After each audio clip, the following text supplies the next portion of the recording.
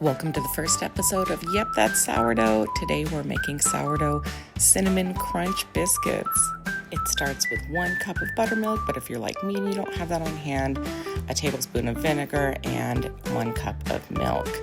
Now we're going to add 1 cup of sourdough starter and mix that up until it's all uniform. Next, 2.5 cups of flour, 1 teaspoon of salt, 2 teaspoons of baking powder, and a half teaspoon of baking soda. You can add a little sugar in there as well. Grate 1 stick of butter onto a paper towel for easy transfer. Put that right into your bowl. Throw that into the freezer for a moment and we're going to work on our crumb topping. We're going to need about a half a cup of that grated butter again. I use about 2 tablespoons, maybe a little more of sourdough starter in there, half a cup of flour, and about half a cup of brown sugar. I don't measure this, but you can, and you can tweak it to your liking. A little pinch of salt in there for good measure, and of course some cinnamon. Mix all of that up, and we're gonna look for like a sand-like consistency here.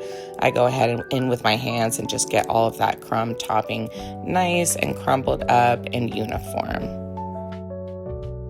Let's set that aside while we head back to our biscuits. All of that frozen butter should be really easy to break up now. I pour in the homemade buttermilk angle. This is not real buttermilk, but it does really work and it makes the biscuits taste awesome. Now you can mix this up. I pretty much use a fork for everything. People say you need special stuff. You really don't. Hands and a fork, you're good. Go ahead and give that a couple of pushes, a couple of turns. Get this flour all incorporated. Now we throw that out onto our counter or cutting board and give it just a couple of turns and pats. And I shape mine into a thick rectangle. At this point, we sprinkle on that delicious crumb topping. I pretty much pack it on really thick and get as much on there as I can. Cut it up.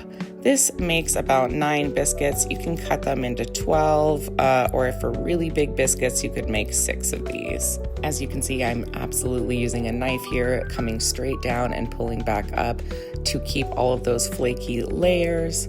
I always add some extra crumb topping because it bakes into the crust underneath and it's so delicious. These are so good. My husband and toddler freak when I make these. Let me know in the comments if you're going to try them. Follow along for the next recipe.